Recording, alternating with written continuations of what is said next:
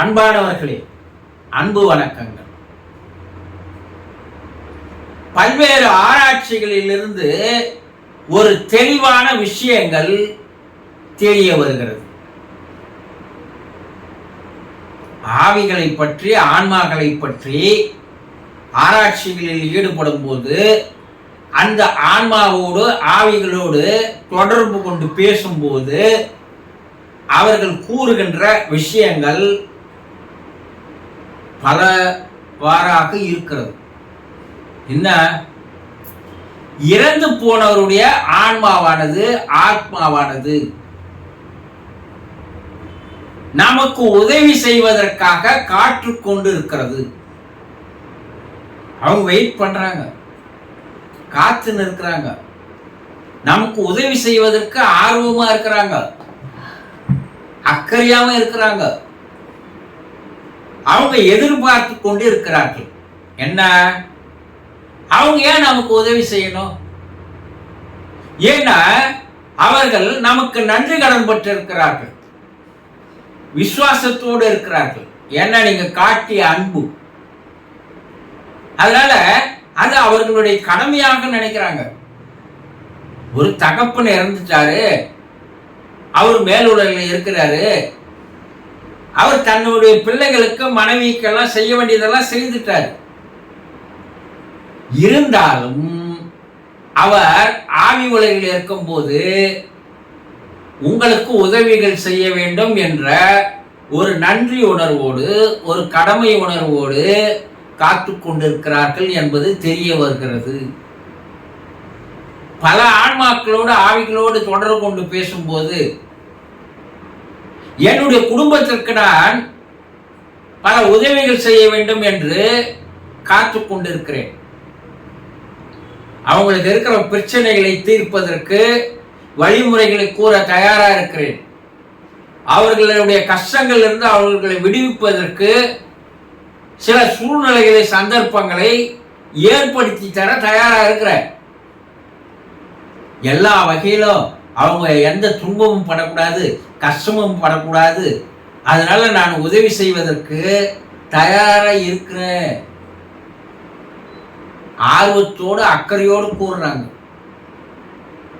உங்க குடும்பத்தில் யாராவது இறந்து போயிருந்தால், அது தாயோ, தகப்பனோ, கணவனோ, மனைவியோ, பிள்ளைகளோ யாரா இருந்தாலும் அந்த ஆன்மாவானது, ஆத்மாவானது உங்களுக்கு உதவி செய்ய வேண்டும் என்ற ஒரு எதிர்பார்ப்போடு அவர்கள் இருக்கிறார்கள்.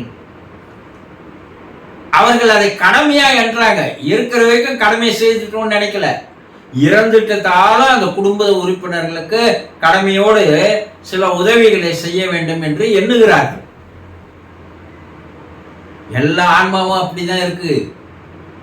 பிள்ளைகளால் ஒதுக்கப்பட்ட தாய் தந்தையா இருந்தாலும் சரி, கணவனால் கைவிடப்பட்ட மனைவியா இருந்தாலும் சரி, மனைவியால் கைவிடப்பட்டு ஏமாற்றப்பட்ட கணவனா இருந்தாலும் சரி, அவர்கள் வாழ்ந்த போது அவர்களுக்கு ஏற்பட்ட அந்த இடைஞ்சல்கள், இன்னல்கள், துன்பங்கள், கவலைகள் எல்லாம் கூட மறந்துவிட்டு, அப்புறப்படுத்திவிட்டு, அவர்களுக்கு யார் நமக்கு ஆதரவு தரவில்லையோ அவர்களுக்கு அவர்கள் ஆதரவு தயாராக இருக்கிறாங்க. மறந்துடுறாங்க எல்லாத்தையும். நம்ம தான் மறக்கல. எங்க அப்பா என்ன செய்தான்? ஒன்றும் செய்யல. எனக்கு எந்த சுத்தம் சேர்த்து வைக்கல, என்னை படிக்க வைக்கல, கடன் வாங்கி வச்சுட்டு போனான். அந்த கடனை அடைக்க முடியாத நான் திண்டாடிட்டு இருக்கிறேன் என்று இறந்து போன தகப்பன்களை, இறந்து போன தாய்மார்களை, இறந்து போன கணவன் மனைவிகளை வாழ்கின்ற நாம் எவ்வளவுதான் தூற்றினாலும் ஏசினாலும், ஆனா அவங்க நம்முடைய குடும்ப உறுப்பினர்களுக்கு ஏதாவது உதவிகள் செய்ய வேண்டும் என்று காத்து கொண்டிருக்கிறார்கள். அவங்க என்ன நினைக்கிறாங்க? ஏன் நம்ம கிட்ட நம்முடைய குடும்ப உறுப்பினர்கள் உதவிகளை கேட்காமல், பிரச்சனைகளை சொல்லாமல் நம்மளை ஏன் ஒதுக்கி வைக்கிறார்கள் என்று தான் அவர்கள் வேதனைப்படுகிறார்கள். இனிமேலாவது நீங்கள் இறந்து போன உங்க குடும்ப உறுப்பினர்களிடம் உங்களுக்கு இருக்கிற பிரச்சனைகளை, கஷ்டங்களை, கவலைகளை, வேதனைகளை, குழப்பங்களை அவர்களிடம் சொல்லி பிரார்த்தனை செய்யுங்கள். அவங்க கிட்ட வேண்டிக்குங்க. பல குடும்பங்களில் அப்படி இறந்து போன ஆன்மாக்கள் அந்த குடும்ப உறுப்பினர்களுடைய பிரார்த்தனைக்கு ஏற்ப, வேண்டுகோளுக்கு ஏற்ப அவர்களுக்கு உதவி செய்திருக்கிறார்கள் என்று தெரிய வருகிறது. பல பேர் அனுகூலம் பெற்றிருக்கிறாங்க. பல பேர் இப்போ உதவிகளை பெற்றுக் கொண்டிருக்கிறார்கள். அவங்களும் தெய்வம் தானே. அந்த தெய்வத்துக்கிட்ட நீங்க பிரார்த்தனை செய்யறதையோ, இல்ல கோரிக்கை வைக்கிறதையோ, இல்ல வேண்டுதல் செய்யறதையோ உங்களை யார் தடுத்தான்? ஆனா நீங்க தான் நம்புறது இல்லை. நீங்க தான் அதை விட்டுட்டீங்க.